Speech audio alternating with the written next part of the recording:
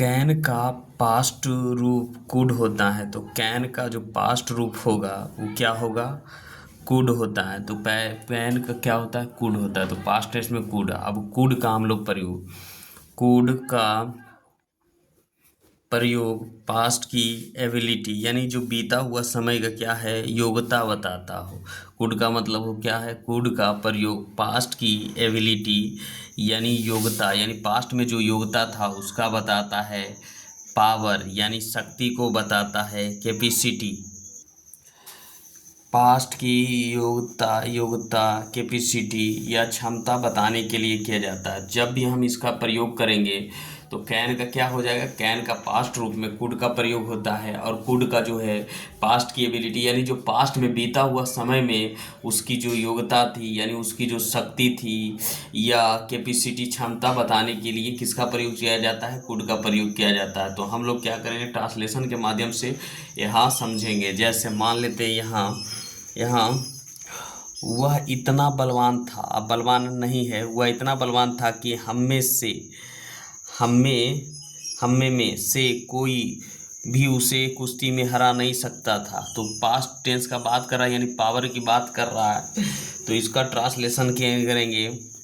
वही और था, ही बाज और सो स्ट्रोंग, STRONG।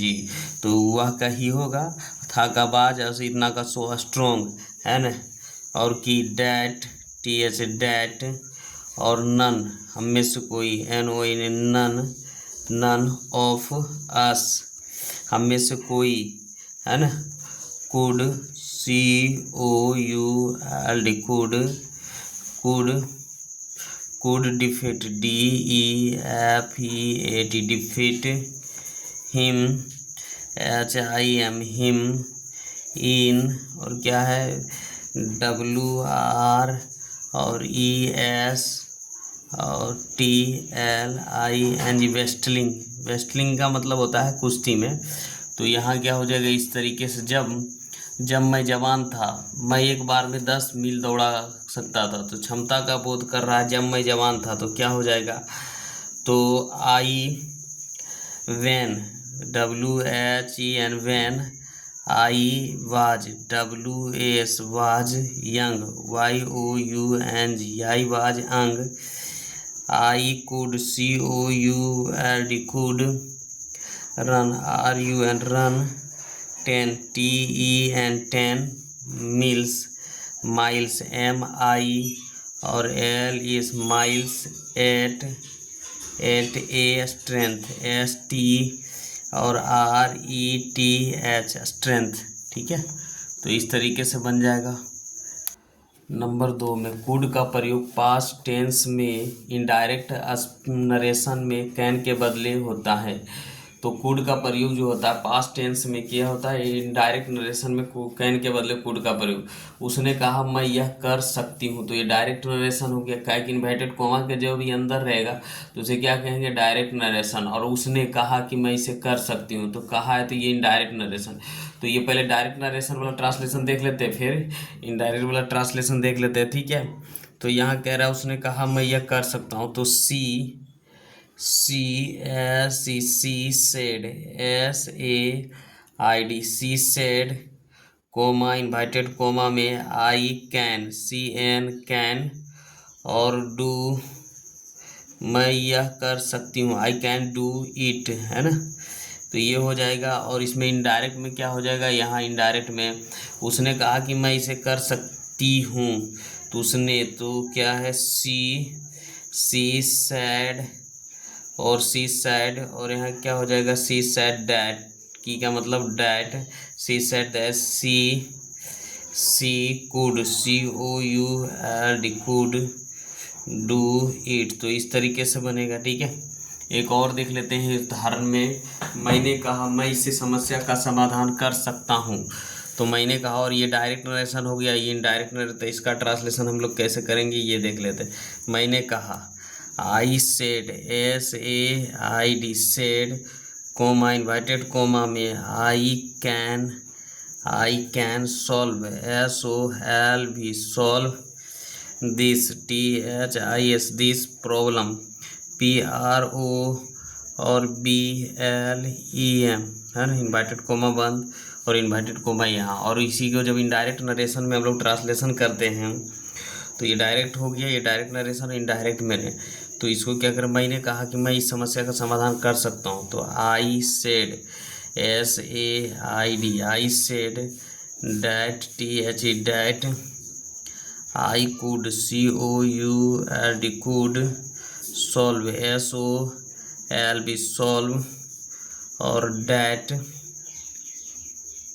सॉल्व यहाँ कुड लग गया, that, THE that problem, PROBLEM। तो इस तरीके से बनेगा, ठीक है। कुड का 3 नंबर में, कुड का प्रयोग प्रेजेंट के अनरियल सिचुएशन अवास्तविक परिस्थिति बताने वाले के वाक्य में पॉसिबिलिटी या संभावना बताने के लिए किया जाता है। यानी 3 नंबर में देख लेते हैं, जो कुड का प्रयोग होगा ना, कुड का प्रयोग प्रेजेंट के अनरियल का मतलब होता है अवास्तविक परिस्थिति बताने वाले में संभावना यानी पॉसिबिलिटी बताने के लिए किया जाता है, ठीक है। तो प्रेजेंट में किया जाता है, लेकिन क्या है, प्रेजेंट सिचुएशन अवास्तविक से, यदि तुम कड़ी कोशिश करते तुम सफल हो सकते थे। तो यहाँ हम कर सकते थे। इसको कैसे करेंगे, प्रेजेंट में पहले टेंस बनाएंगे, यदि तुम कैसे कर, यहाँ से प्रेजेंट होगा, if you tried, TRIED tried hard, HARD hard, comma you could, COULD could, succeed, SUCCEED succeed. इस तरीके से बनेगा, ठीक है। यदि मेरे पास पैसा होता तो if I had, HAD had money, MONEY, if I had money, comma I could, COULD could, start, START start, some कुछ व्यवसाय करता, I start some, SUM some, BUSIN, और ये बिजनेस। तो ये दोनों क्या दर्शा रहा है, पॉसिबिलिटी दर्शा रहा है, प्रेजेंट में क्या है, संभावना दर्शा रहा है। तो अब देखिएगा, कुड का जो प्रयोग होता है पोलाइट रिक्वेस्ट यानी नम्र निवेदन के लिए इंट्रोगेटिव सेंटेंस में प्रेजेंट या फ्यूचर के अर्थ में होता है, प्रेजेंट या फ्यूचर के अर्थ में होता है, प्रेजेंट या फ्यूचर के अर्थ में होता है। कृपया क्या आप मेरी मदद कर सकते हैं, कृपया। तो यहाँ क्या करेंगे, हम लोग इसका ट्रांसलेशन बनाएंगे, कृपया आप मेरी मदद कर सकते हैं। तो निम्र निवेदन के है, तो कुड का प्रयोग क्या है, रिक्वेस्ट निवेदन के इंट्रोगेटिव सेंटेंस में करते हैं। तो ट्रांसलेशन करते हैं इसका, कृपया क्या आप मेरी मदद कर सकते हैं। तो COULD कुड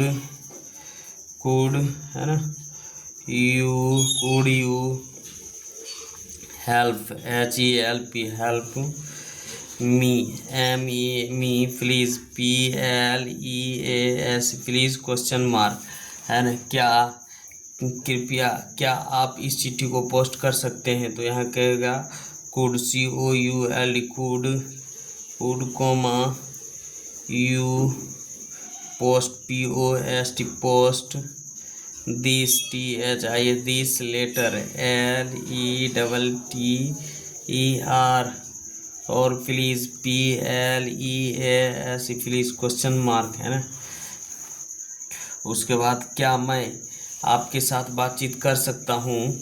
तो क्या हो जाएगा, could, COULD could, I have, HAV have, A talk, TAL के talk, with, DIH with, YOU question mark है ना। तो इस तरीके से क्या हो गया, ये कुड का प्रयोग हम लोग ने देख लिए हैं। उसके बाद मे का जो पास्ट टेंस होता है, मे का होता है माइट। तो मे का पास्ट टेंस माइट होता है।